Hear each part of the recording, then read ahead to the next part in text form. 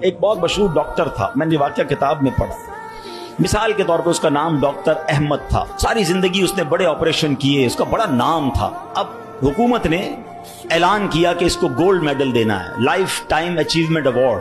پوری زندگی اتنا کام کیا اس ڈاکٹر کو ملک کے دارالحکومت میں بلایا جائے گا اور ایک بڑی تقریب ہوگی اور اس کو گولڈ میڈل دیا جائے. ڈاکٹر بڑا خوش، اتنا بڑا ایوارڈ ملنے والا ہے. ڈاکٹر صاحب نے فلائٹ بک کی، جہاز میں بیٹھے. جیسے ہی جہاز اڑا تو کچھ دیر کے بعد جہاز موسم خراب ہو گیا اور جہاز میں کوئی پرابلم ہو گئی. تو جہاز کو راستے میں کسی چھوٹے سے ایئرپورٹ پر اتار لیا گیا.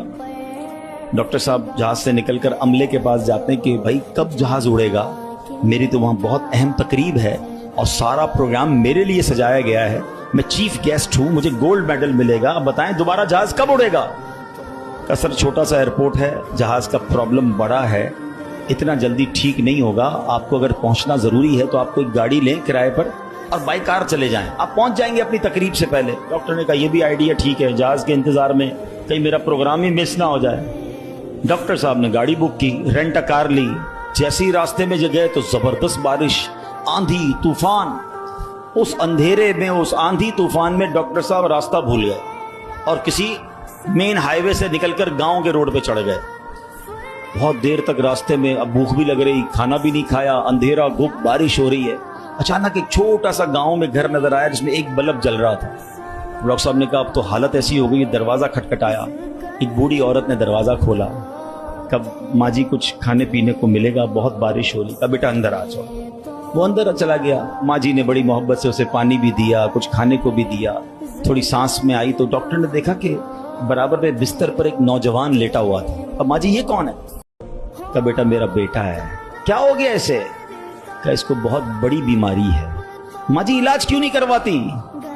ماں جی کہتی میں نے گاؤں کے ڈاکٹر کو دکھایا ہے، ڈاکٹر کہتے ہیں ہمارے وطن میں ایک ہی ڈاکٹر ہے جس کا نام ڈاکٹر احمد ہے، وہی اس کا علاج کر سکتا ہے.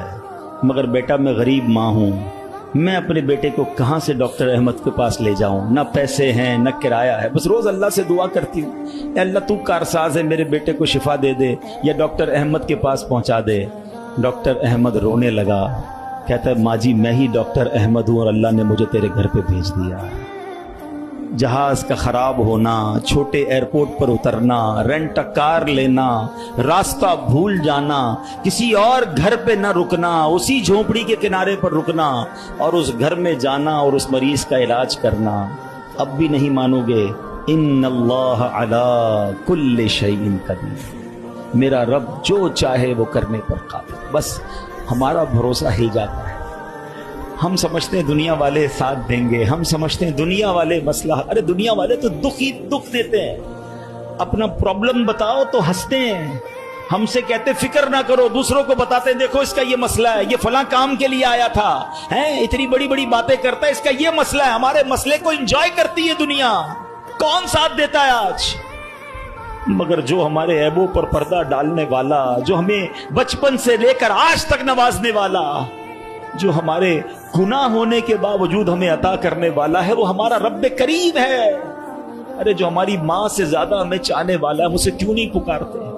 اس کی طرف توجہ کیوں نہیں کرتے؟ حالانکہ اس کی رحمت تو، اس کے دروازے کھلے ہوئے ہیں، وہ تو دینا چاہتا ہے.